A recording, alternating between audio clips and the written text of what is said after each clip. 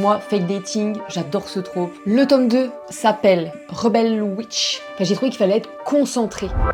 Coucou tout le monde, j'espère que vous allez bien. Aujourd'hui, on se retrouve pour une petite vidéo des parutions du mois de juin qui me font envie. Je dis qu'ils me font envie parce que, vu le nombre de livres que j'ai repérés, je pourrais pas tout acheter.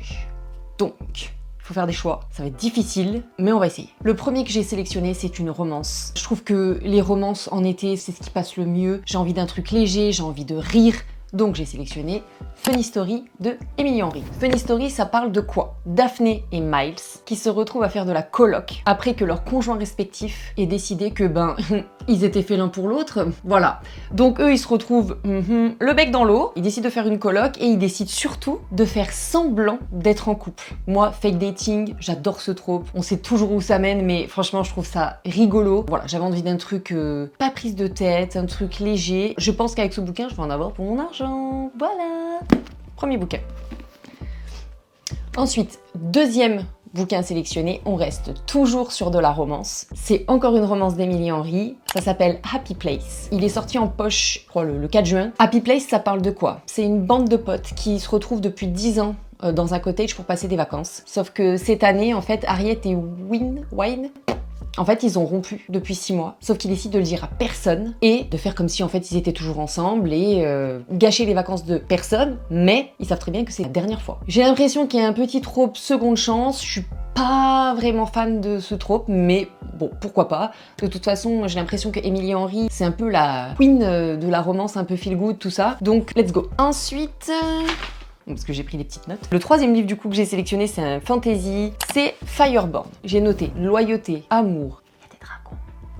Ce que je vais faire, c'est que je vais lire le résumé et après on discute. Issue d'une famille pauvre, Annie a perdu les siens dans une exécution par feu de dragon. De son côté, Lee, aux origines aristocratiques, a vu ses proches assassinés par les révolutionnaires. S'ils grandirent dans le même orphelinat à forger leur amitié, ils sont désormais rivaux dans le tournoi qui déterminera le commandant de la flotte aérienne de Callipolis. Mais le jour où des survivants de l'ancien régime refont surface, bien décidés à récupérer la cité, tout bascule. Entre la guerre qui se profile et le bouleversement soudain de sa relation avec Annie, Lee est confronté à un dilemme. Renier son héritage ou trahir tout ce en quoi il croit désormais. Annie doit, elle aussi, choisir. Mentir pour protéger Lee ou devenir la justicière dont sa nation a besoin. Moi je dis, ça se tente. J'espère que ça sera pas du vu et revu. C'est un young adulte. Je me suis dit pourquoi pas. Après moi tant qu'il y a des dragons, j'y vais quoi. Il est là le souci.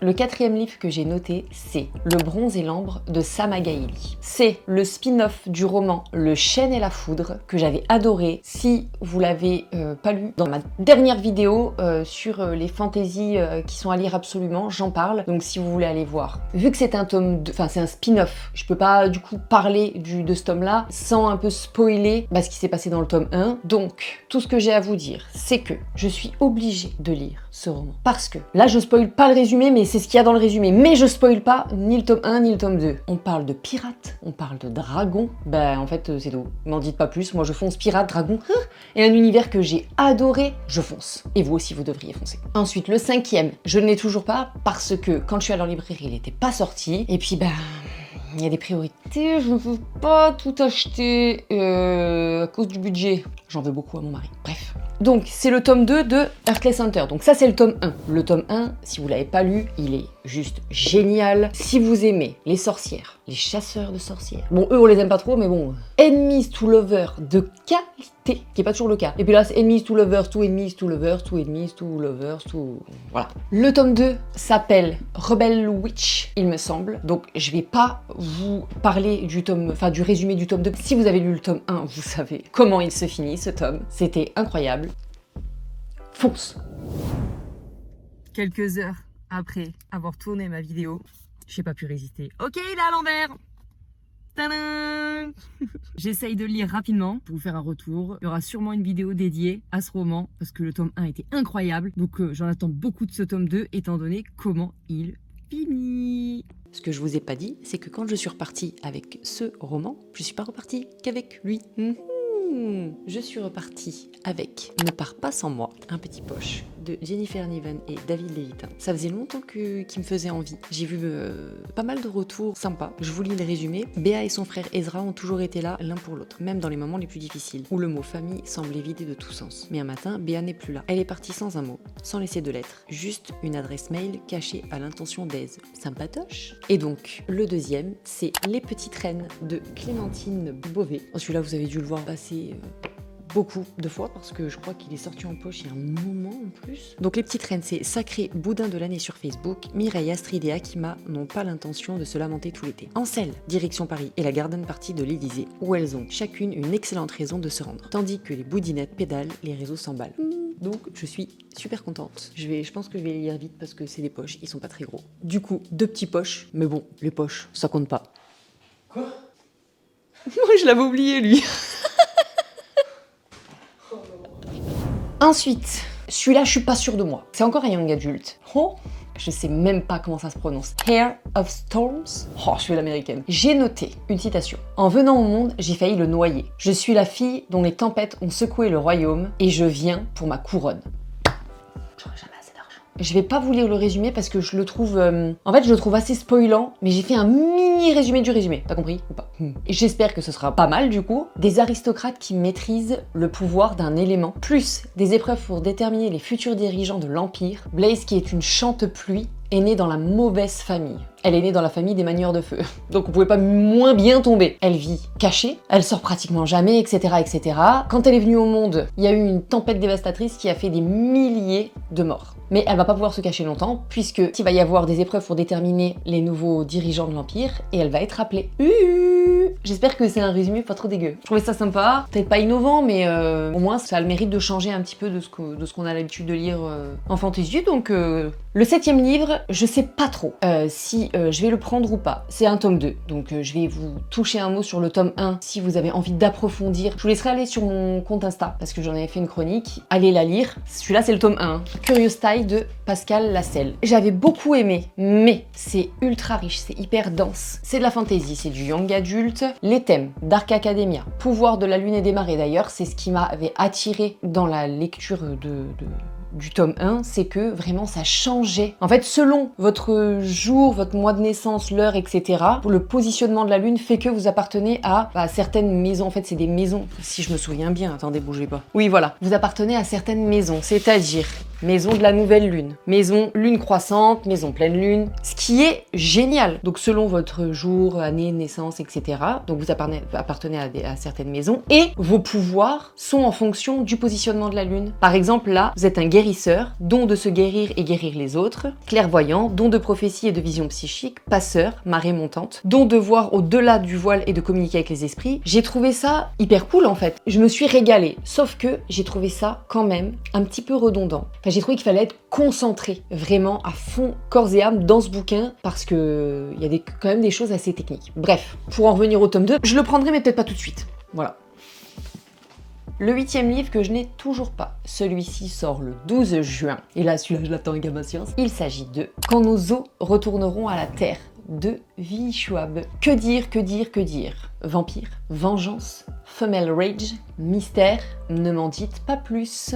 Je n'ai lu que La vie invisible d'Adi Larue de V. Schwab. J'ai adoré. Et on m'a dit, si tu as aimé Adi Larue, tu aimeras forcément ce roman. Le petit plus, c'est les vampires. J'ai dit, ok, j'y vais. Je n'attends que ce roman. En plus, apparemment, c'est un bon pavé. Je suis prête. Et d'ailleurs, pourquoi pas une petite lecture commune? Si ça vous intéresse, dites-moi en commentaire si des petites organisations de lecture commune sur des livres, soit qui sont déjà parus, soit qui vont paraître dans le mois, ça vous intéresse. Voilà. V. Schwab tisse un récit de mort, de résurrection et de rage, mais surtout de vengeance à travers les âges. Il a été écrit pour Bibi. Voilà. Ensuite, le 9e roman que je souhaiterais avoir dans ma bibliothèque, c'est Le temps d'un été de Abby Jimenez. J'espère que je le dis bien. Il sort le 12 juin, donc comme le précédent. Écoutez, encore une fois, ça va bientôt être l'été. J'ai envie de lire de la romance, un truc léger. Là, on est sur 2 persos, Emma et Justin. Je préfère dire Justin que Justin.